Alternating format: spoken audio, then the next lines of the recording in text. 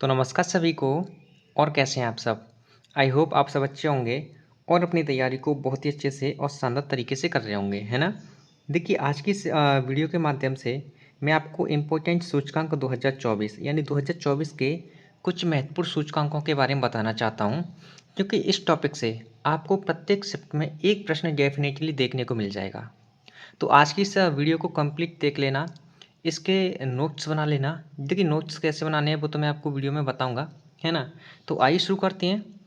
देखिए, सबसे पहले हम बात करेंगे वैश्विक ऊर्जा संक्रमण सूचकांक 2024 में कि इसके जारीकर्ता कौन है, इसमें भारत की रैंक कौन सी है, पहला स्थान किस देश को मिला है।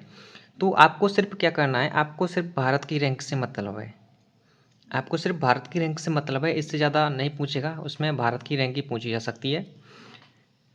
कह रहा है कि वैश्विक ऊर्जा संक्रमण सूचकांक 2024 में, देखिए अगर आपसे इसके जारीकर्ता पूछे जाएं तो इसके जारीकर्ता हैं विश्व आर्थिक मंच। विश्व आर्थिक मंच, ठीक है।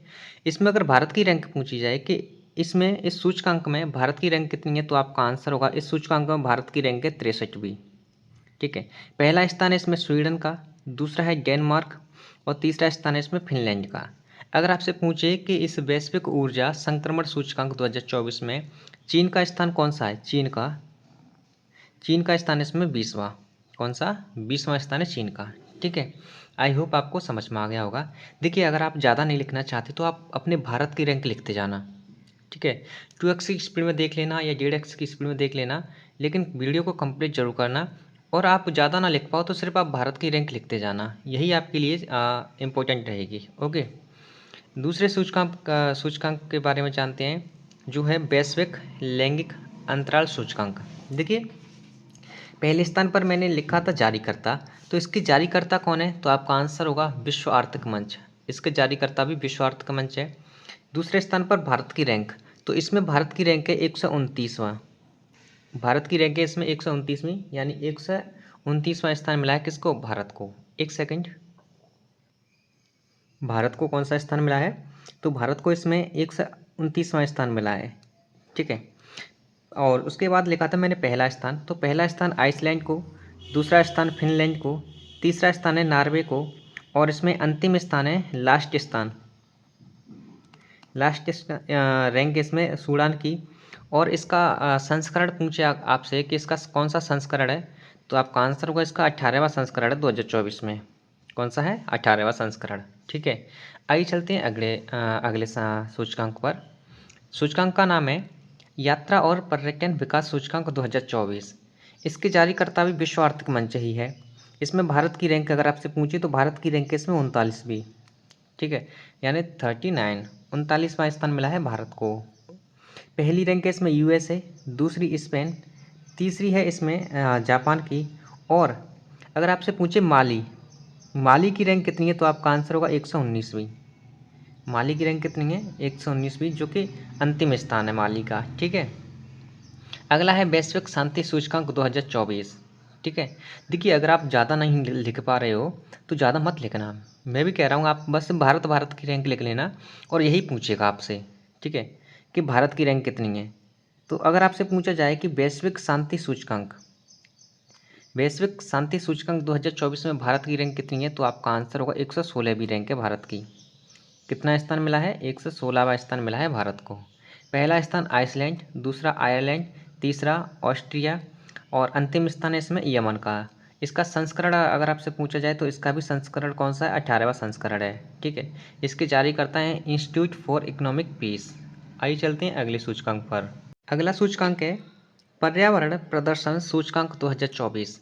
पर्यावरण प्रदर्शन सूचकांक 2024, इसमें अगर आपसे भारत की रैंक पूछी जाए तो इसमें भारत का स्थान है 176वां। भारत का स्थान है 176वां।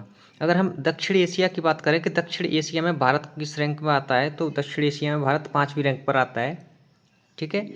इसके जारी करता है अमेरिका की मेल विश्वविद्यालय के पर्यावरण कानून एवं नीति केंद्र, ठीक है। इसमें प्रथम स्थान मिला है एस्टोनिया को, दूसरा लग्जमबर्ग को, और तीसरा है डेनमार्क। लेकिन आपको इतना नहीं लिखना, आप सिर्फ भारत की रैंक लिखते जाना कि पर्यावरण सूचकांक 2024 में भारत की रैंक कितनी है, तो आपका आंसर होगा 176वीं, ठीक है। अगला है अगला सूचकांक है जो कि मोस्ट इम्पोर्टेंट सूचकांक है। ठीक है, सूचकांक का नाम है वैश्विक शहर सूचकांक 2024। इसमें देखियो, इसमें विश्व के 1000 शहरों में अपने भारत का जो दिल्ली शहर है ना, दिल्ली शहर नंबर 1 पर आया है। लेकिन अगर भारत के रेफरेंस में देखी जाए तो इसकी रैंक कितनी है? भारत के रेफरेंस में तो ये पहले स्थान पर है ना। लेकिन 1000 शहरों में, विश्व के 1000 शहरों में इसकी रैंक है 350वीं। उसके बाद है बेंगलुरु की रैंक है इसमें 411वीं। और उसके बाद है मुंबई की रैंक है इसमें 427वीं। लेकिन अगर भारत के रेफरेंस में देखी जाए तो भारत के रेफरेंस में सबसे पहले स्थान पर आता है दिल्ली। ठीक है, विश्व के रेफरेंस में 350वीं रैंक मिली है। ओके, यहीं पर अगर हम यूपी की बात करें तो देखो, ये इसलिए इम्पोर्टेंट हो जाता है क्योंकि ये यूपी पुलिस का एग्जाम है ना। तो यूपी का एक शहर है सुल्तानपुर, आपने सुना होगा सुल्तानपुर। ये सबसे निचले स्थान पर आया है वैश्विक शहर सूचकांक 2024 की लिस्ट में। ये सबसे निचले स्थान पर आया है सुल्तानपुर। ठीक है, ये यूपी का शहर है। इसमें पहली रैंक है आपके न्यूयॉर्क की, दूसरी लंदन की, तीसरी सेंट जॉन्स की, और इसके जारीकर्ता हैं ऑक्सफोर्ड इकोनॉमिक्स। ठीक है, आपको ज़्यादा नहीं करना, आप बस अपने भारत के बारे में लिख लेना, यही आपको हेल्प करेगा एग्जाम में। ठीक है, अगला है महासागर स्थिति रिपोर्ट 2024। इसके जारीकर्ता कौन है? यूनेस्को। इसकी जारीकर्ता कौन है? यूनेस्को। ठीक है, नेक्स्ट है विश्व निवेश रिपोर्ट 2024। विश्व निवेश रिपोर्ट 2024 की बात करें तो इसमें भारत की रैंक है 15वीं। कितनी है? भारत की 15वीं रैंक है। आप सिर्फ भारत की याद रखना, उससे इसी से काम चल जाएगा, क्योंकि अपना यूपी का एग्जाम है तो इससे ज़्यादा नहीं पूछेगा। ठीक है, लेकिन भारत की रैंक जरूर पूछ सकता है, तो आप भारत की रैंक को ध्यान में रखना। पहली रैंक है यूएसए, दूसरी चाइना, और तीसरी है सिंगापुर। ठीक है, यहाँ पर मैंने थोड़ा इंग्लिश में लिख दिया है, वैसे कोई नहीं, नाम तो इंग्लिश में लिखो या हिंदी में बोले तो ऐसे ही जाते हैं। उसके बाद अब अगर हम बात करें, आपसे पूछा जाए कि इसके जारीकर्ता कौन है। इसकी जारीकर्ता है अंकताड़। इसकी स्थापना हुई थी 1964 ईस्वी में। ठीक है, इसका हेड क्वार्टर है जिनेवा यानी स्विट्जरलैंड, जहाँ पर सफ़ेद हाथी थाईलैंड में देखने को मिलते हैं। इसका हेड है यानी इसके अध्यक्ष हैं रेबेका ग्रीन, स्पेन। ठीक है, आइए चलते हैं अगले सूचकांक पर। अगले सूचकांक का नाम है सतत विकास रिपोर्ट 2024। सतत विकास रिपोर्ट 2024, इसके जारीकर्ता हैं संयुक्त राष्ट्र। इसके जारीकर्ता कौन है? संयुक्त राष्ट्र सतत विकास समाधान नेटवर्क यानी SDNS द्वारा ये जारी होती है। कौन सी रिपोर्ट? सतत विकास रिपोर्ट। ठीक है, इसका 2024 में कौन सा संस्करण है? अगर इसका संस्करण पूछा जाए तो आपका आंसर होगा 9वां संस्करण है। इसमें भारत की रैंक कितनी है? तो भारत की इसमें 109वीं रैंक है। बस आप इतना याद रखना कि इसमें भारत की रैंक कितनी है। पहले स्थान पर फिनलैंड है, दूसरे स्थान पर स्वीडन है, और तीसरे स्थान पर डेनमार्क है। इसमें कुल कितने सदस्य देश हैं? तो आपका आंसर होगा 193। 193 देशों में से 109वीं रैंक है किसकी? अपने भारत की। ठीक है, अगला है state of global air report 2024। State of global air report 2024 यानी वायु रिपोर्ट। एयर मतलब वायु है ना। इसमें ये रिपोर्ट के अनुसार ये बताया गया है कि सबसे ज़्यादा वायु प्रदूषण के कारण मृत्यु किन देशों में हुई है। तो उन देशों की लिस्ट में अपना भारत दूसरे स्थान पर आता है मृत्यु में, मौतों में। वायु प्रदूषण के कारण जितनी भी मौतें हो रही हैं उसमें अपना भारत दूसरे स्थान पर आता है। पहले स्थान पर चीन आता है, तीसरे स्थान पर पाकिस्तान आता है। ओके, आइए चलते हैं अगले सूचकांक पर। देखिए, बड़े ध्यान से समझने की कोशिश करना। मैं आपको कह रहा हूँ ना कि आप भारत की रैंक तो याद कर लेना, भारत की रैंक तो आपको याद करनी ही है। देखिए, प्रधानमंत्री की आर्थिक सलाहकार परिषद, प्रधानमंत्री जी की एक आर्थिक सलाहकार परिषद है जिसे EAC के नाम से जाना जाता है, PM की रिपोर्ट के अनुसार भारत में हिंदुओं की संख्या में कितने % की कमी हुई है। भारत में हिंदुओं की संख्या में 7.82% की कमी हुई है। कितने परसेंट की? 7.82% की। ओके, नेक्स्ट है परमाणु हथियार रिपोर्ट 2024। परमाणु हथियार रिपोर्ट 2024 के अनुसार देखा जाए तो अपने भारत की रैंक इसमें 6, अपने भारत को 6वां स्थान मिला है। और अब अपने भारत के पास कितने टोटल परमाणु हथियार हैं? तो आपका आंसर होगा 172। अपने भारत के पास सबसे परमाणु हथियार कितने हैं? 172 हैं, जो कि 6वें स्थान पर आता है। सबसे ज़्यादा परमाणु हथियार देखे जाएँ तो सबसे ज़्यादा परमाणु हथियार देखने को मिलते हैं रूस के पास पहला स्थान है परमाणु हथियार में रूस का 4308। उसके बाद यूएसए यानी अमेरिका 3708। उसके बाद है चीन, चीन में 500, तीसरे स्थान पर चीन। पाकिस्तान में 170 और अपने भारत में 172। पाकिस्तान भी ये नल्ला हमारी होड़ करने लगा है।